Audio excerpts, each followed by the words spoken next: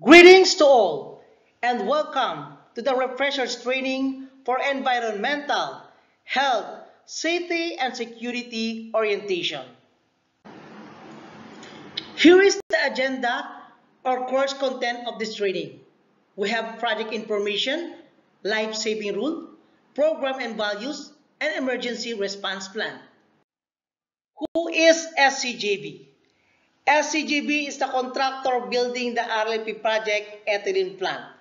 It is a joint venture of two international companies, which is Samsung E&A and CTCI Corporations. For your information, we have 9 life-saving rules. Anyone found to be in violation of these life-saving rules faces disciplinary action. But we did not create these life-saving rules to give you disciplinary action. We create these life-saving rules to ensure the safety of everyone. Our first life-saving rules is to ensure that a proper permit is provided when required. No operations may be carried out without this current work permit. Naturally, every prerequisite and attachment needs to be set up and discussed on the toolbox meeting. Second life-saving rules is verifying energy isolations before starting any work. It is necessary that all energy-related maintenance, testing, inspections, pre-commissioning and commissioning activities are conducted using the lockout-tagout or the LOTUS system. The third life-saving rules is ensure a valid confined space entry permit is issued before entry. Before, this confined space entry include on our permit, but we have made some revisions on our permitting system. And we transfer now this confined space entry into certificates. But still, we have to ensure that all necessary requirements is complied before execution of the confined space activity. The fourth life-saving rules is utilizing specialized life-critical personal protective equipment when required, most commonly in activity involving confined spaces. The purpose of this breathing apparatus is to ensure that the rescuer does not breathe any poisonous gases during rescue inside the confined space if the participant has been rendered unconscious. It is necessary that user receive sufficient training and make sure that appropriate pit testing has been done before using this breathing respirator or the SCABA. The fifth life-saving rule is to protect yourself from falls when working at heights, especially when you are working at heights greater than 1.8 meters and above. You must wear full body harness and always remember the 100% tie-off. And make it a practice before using the temporary scaffold platform, you have to check our tagging system. The sixth life-saving rules is do not reach, walk, or work under an elevated or suspended load. If you want to pass in a lifting operations, you have to respect the barricade and ask permission first from the lifting supervisors in charge or to the riggers. If they allow you, you can pass. But if they not allow you, you have to wait. The seventh life-saving rules is obtain authorization before disabling a safety system. When you disable any safety system, you have to ask permissions from the person in charge before you disable it to take some control measures when it is in process. The eighth life-saving rules is to verify containment before returning equipment to service.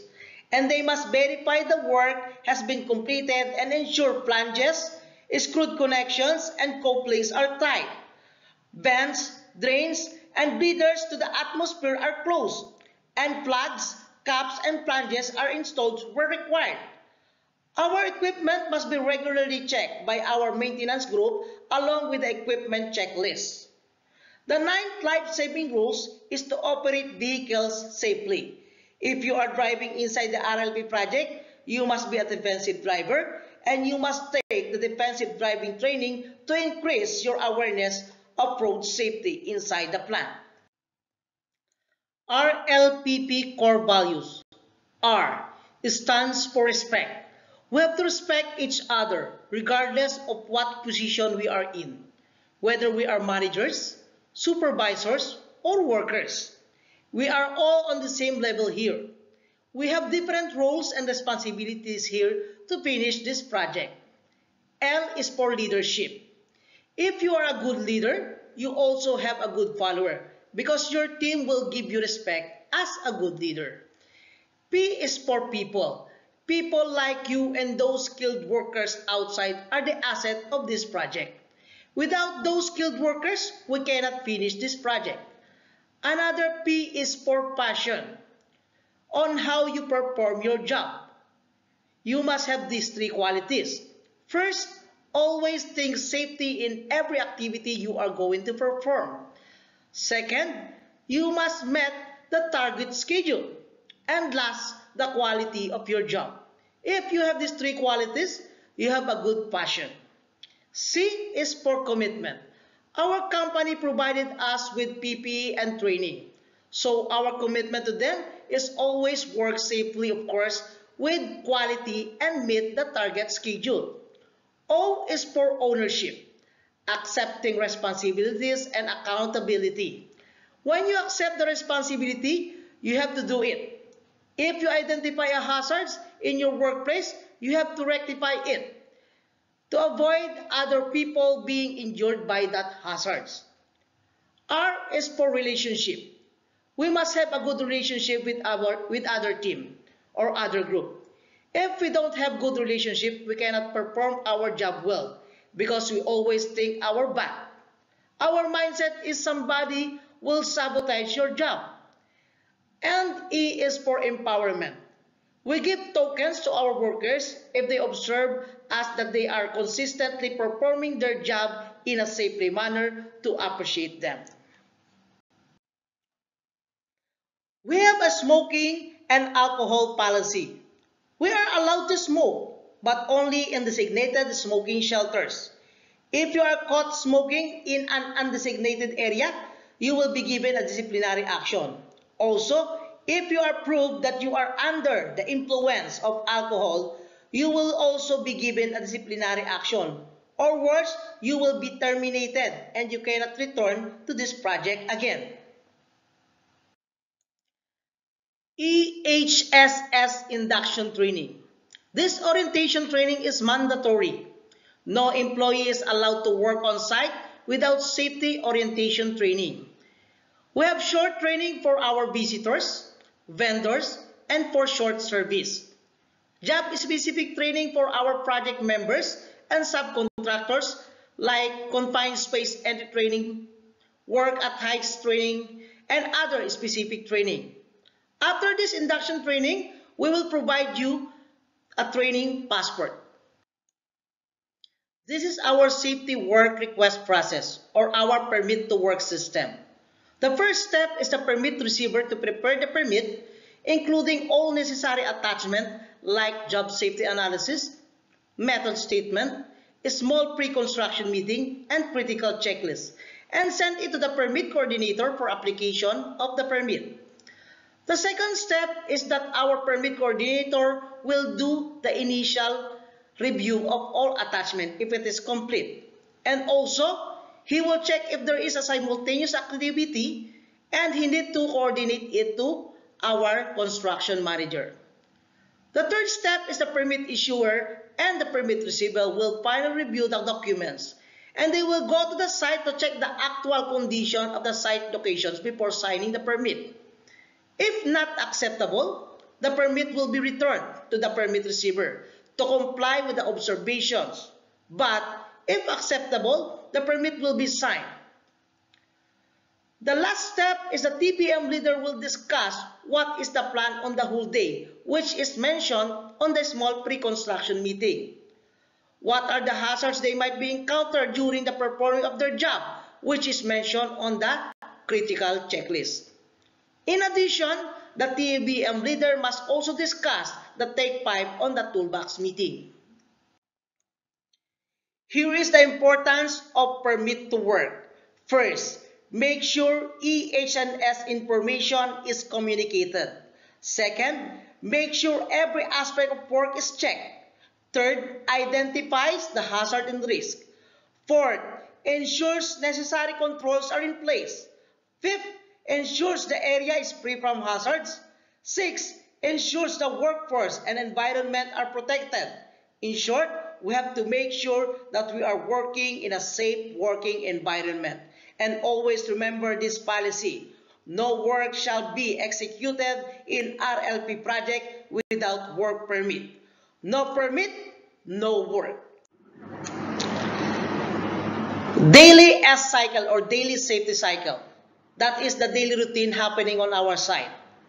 Okay, question first. What is the first thing we need to secure before we start any activity? That is permit to work.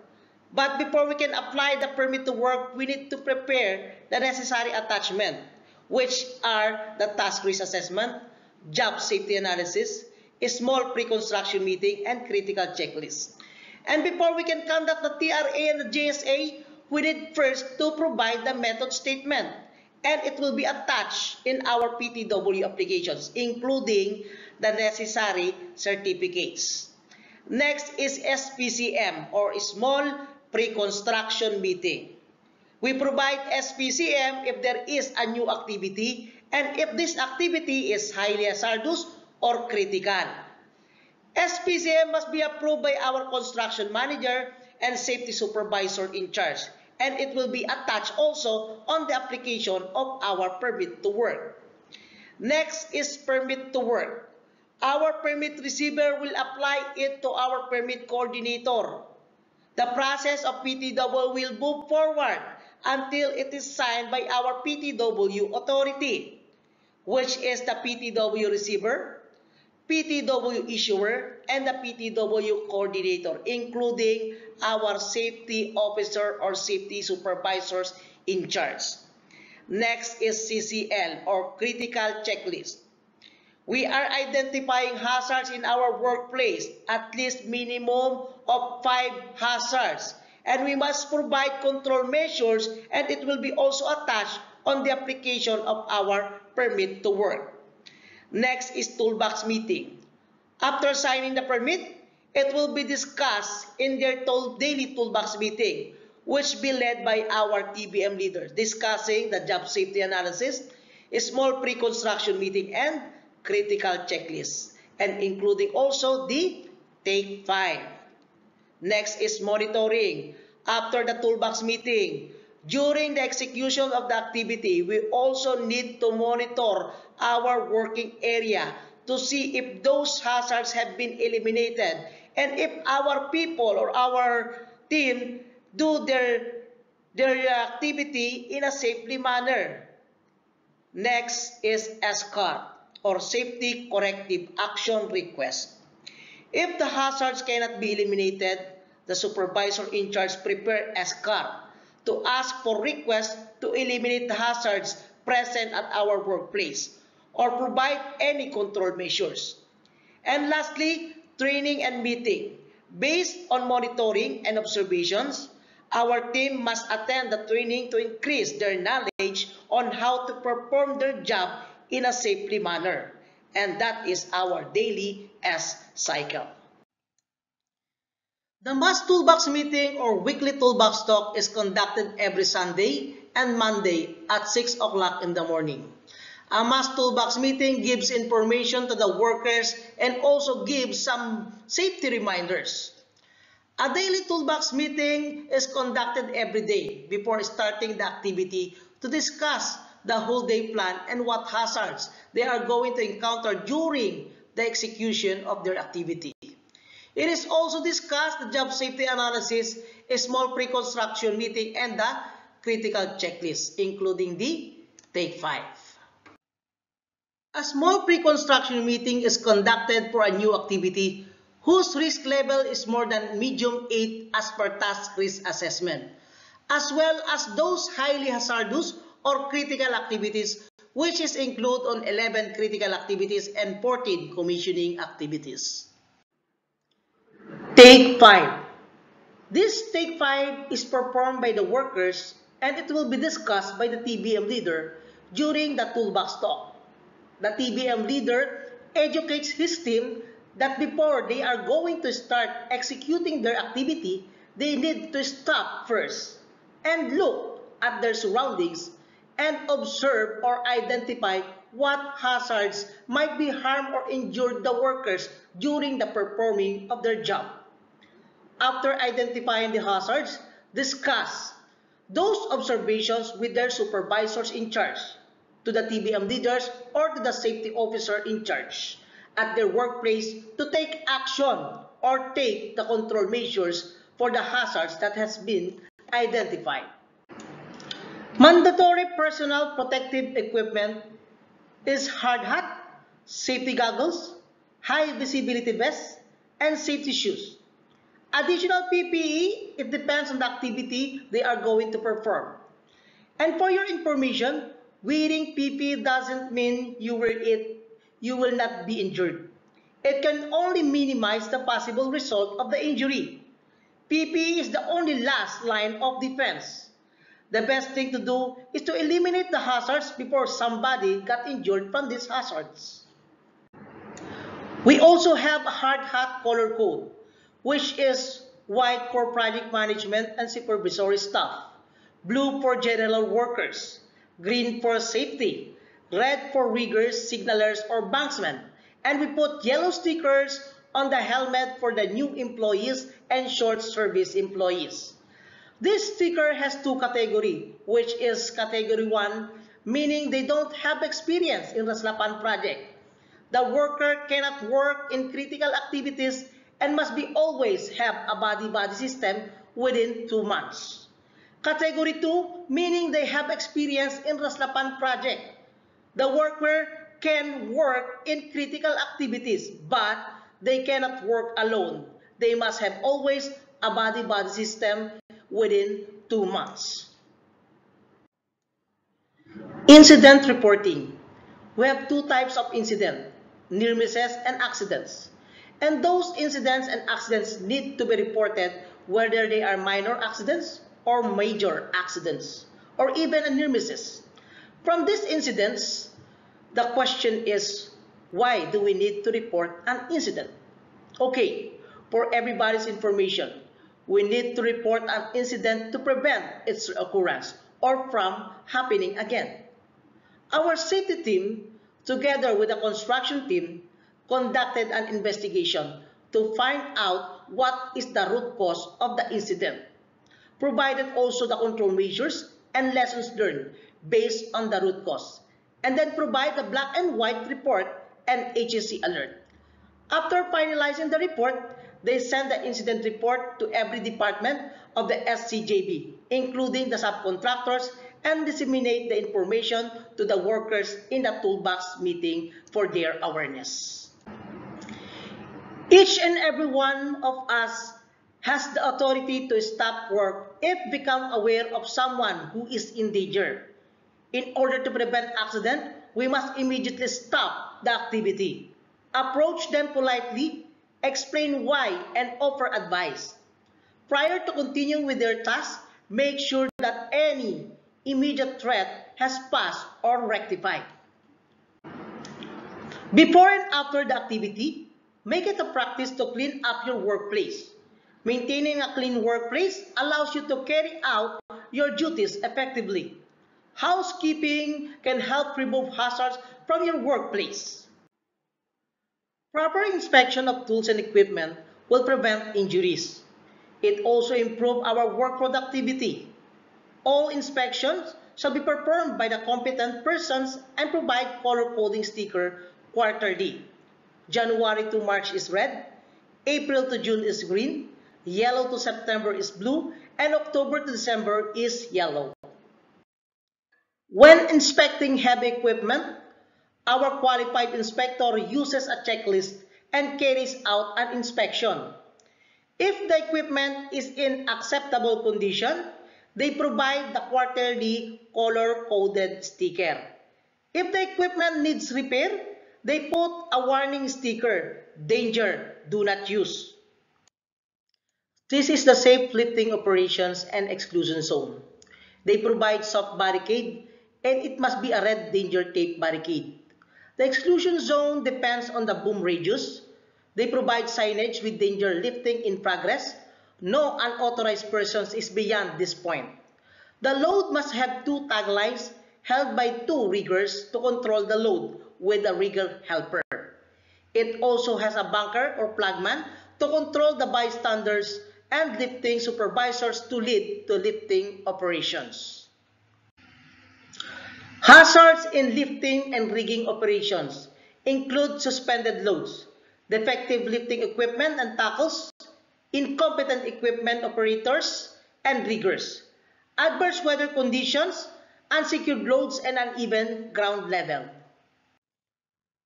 Fall protection is required 100% of the time when employees working at height greater than 1.8 meters and above. You must wear a full body harness and always remember the 100% tie-off. And always remember also to wear your chin strap at all time when you are in PPE zone. Always conduct housekeeping in your workplace to remove any potential drop objects in order to prevent it from fall. To protect individuals working in the ground level, it is imperative to provide two boards, safety netting, and overhead protections, particularly if there is a simultaneous activity. Personal protective equipment can only lessen the potential effects of an injury. Wearing it does not guarantee you will not get hurt. Therefore, cleaning up before and after the activity is the best strategy to prevent those fallen objects. Scaffolding. We have three color codes for the scaffolding tagging system. First is the red tag color, meaning it is not safe to use.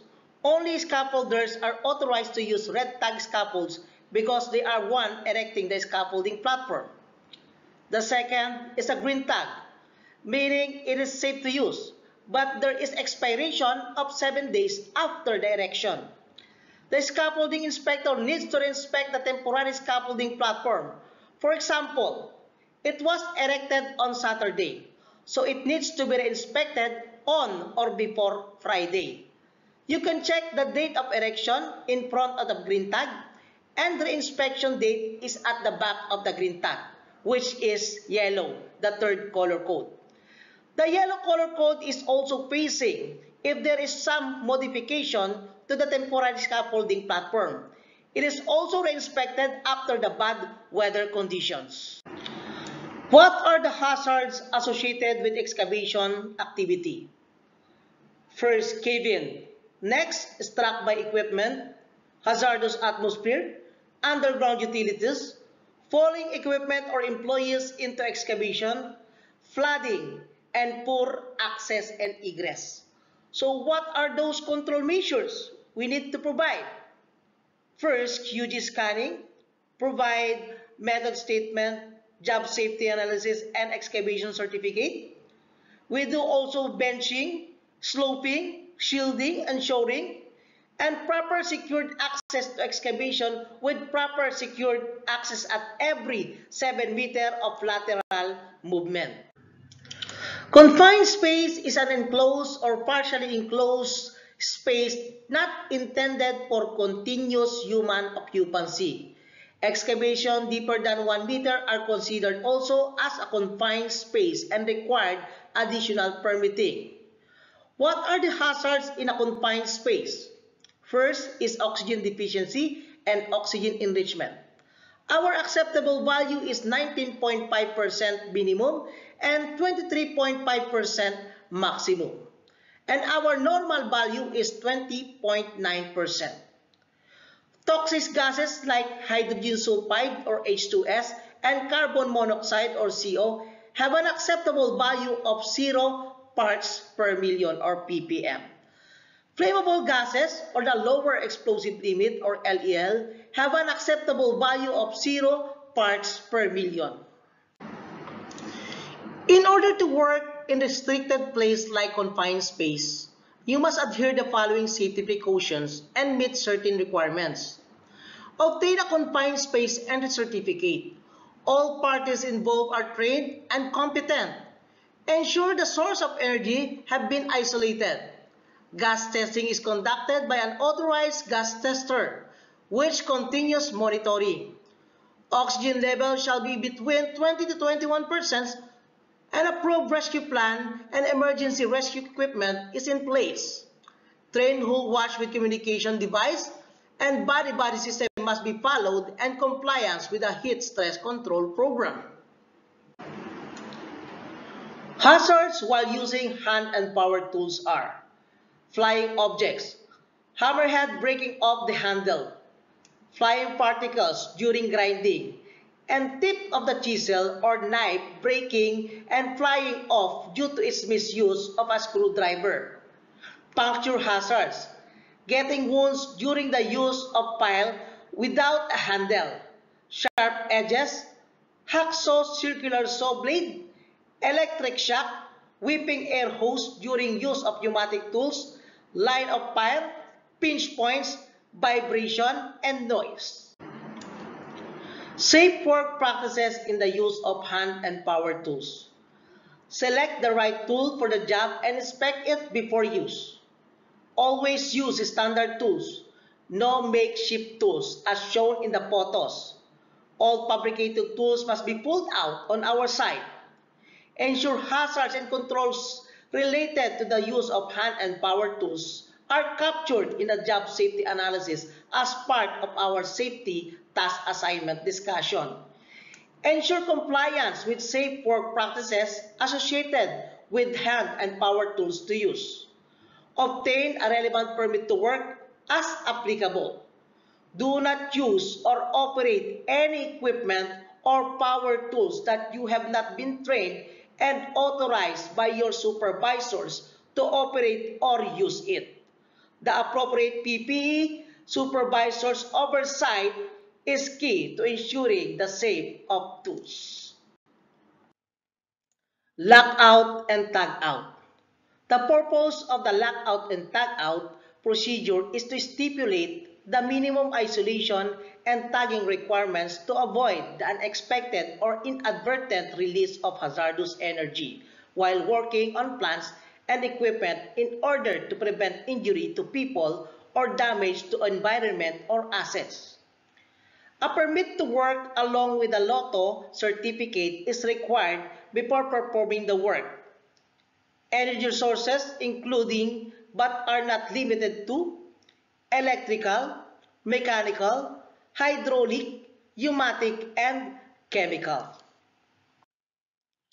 Radiography tests usually conducted at night shift and at break time, but need to disseminate the information first at all departments and subcontractors in RLP project 24 hours before execution by sending email and attach the location map of the exact area of radiography test.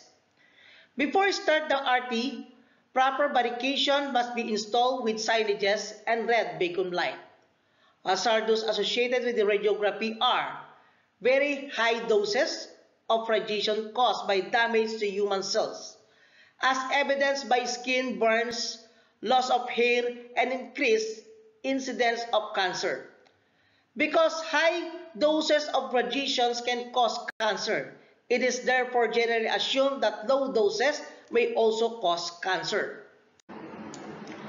Hydrogen sulfide is a gas commonly found during the drilling and production of crude oil and natural gas, plus in wastewater treatment and utility facility and sewers. The gas is produced as a result of the microbial breakdown of organic materials in the absence of oxygen.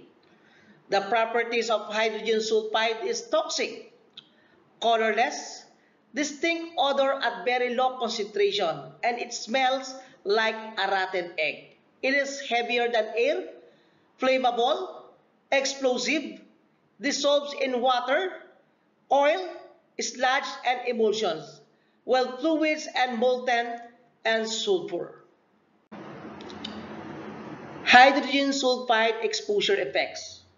Beginning of eye irritation is a result of exposure to 10 parts per million of H2S.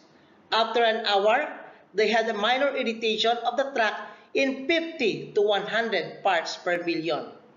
However, after 1 to 3 minutes if the concentration is already high, roughly around 700 to 1000 ppm or 1000 to 2000 ppm, the persons become unconscious or worst case scenario passes away. Road safety.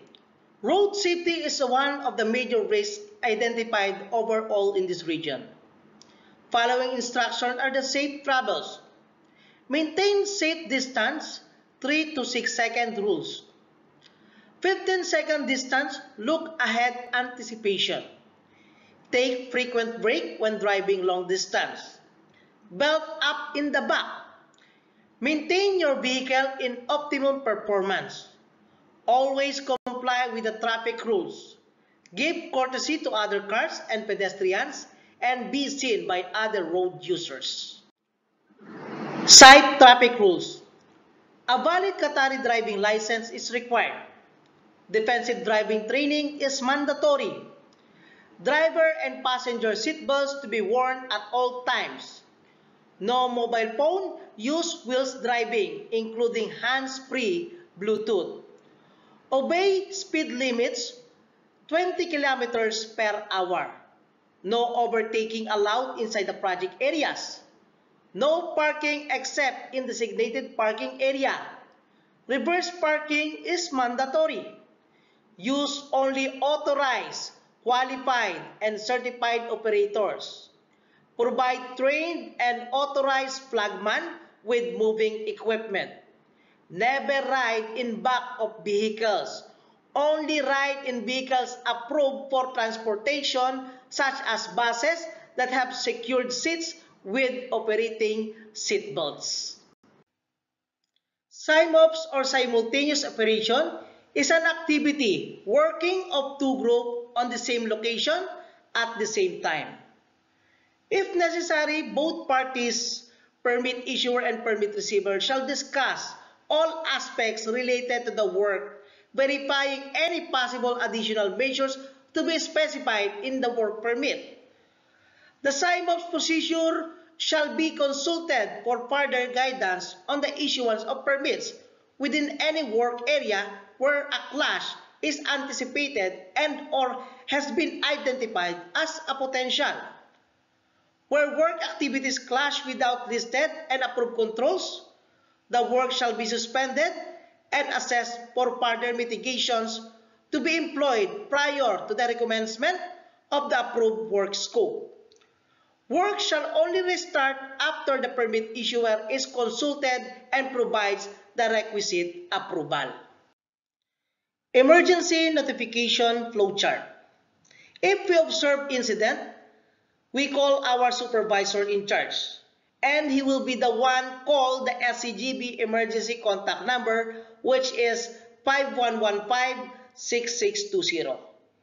He needs to give these informations: his full name, the location, kind of emergency, are there people injured or affected, number of injured or affected persons, what kind of support is needed, and his contact number. Then, if it is necessary, we will wait for our emergency response team. Here are the emergency contact numbers of our emergency hotline, ambulance driver, and our top management that you can call in case of emergency.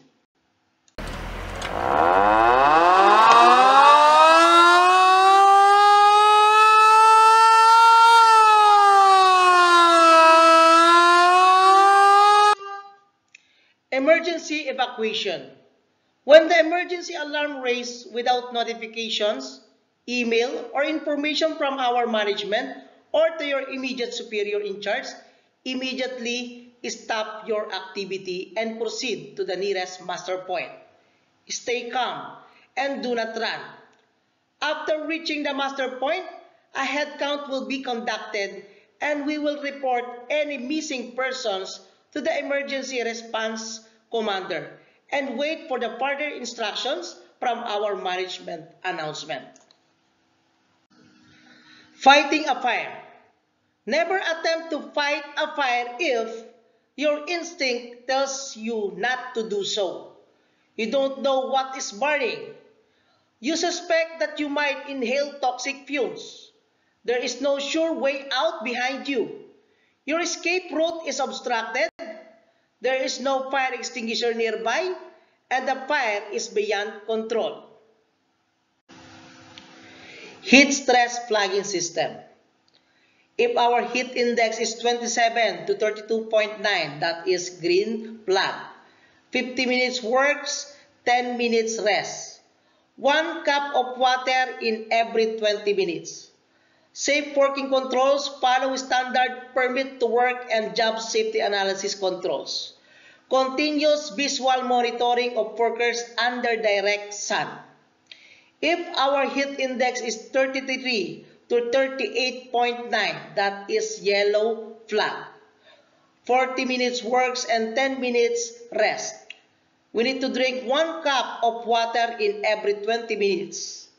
Our safe working controls use partner or body-body system, direct supervisions and visual monitoring of our workers.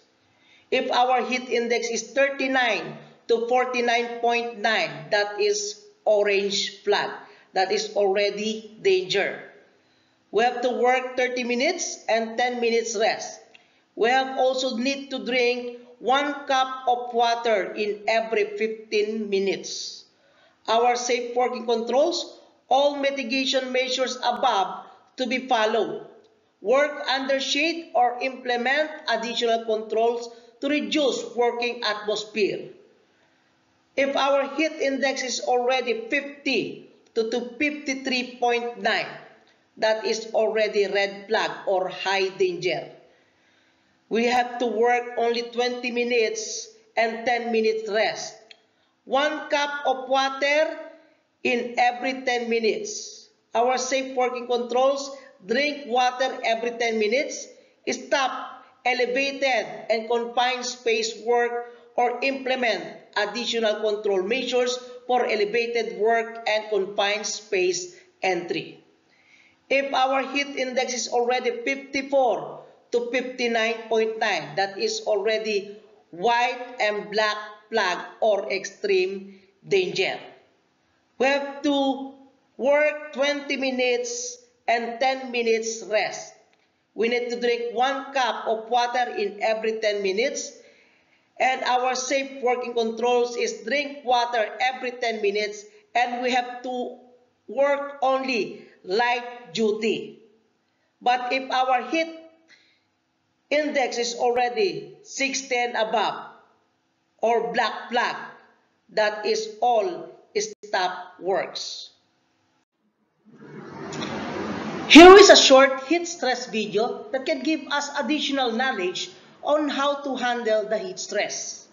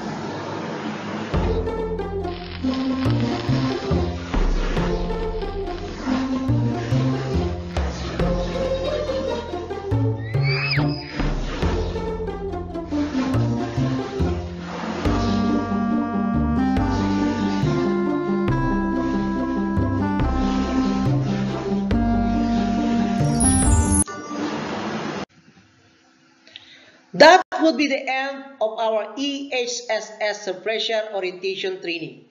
Safety starts with you, and always make sure to be safe in your daily activities. You go from your home complete, you must return also complete to your family. Thank you.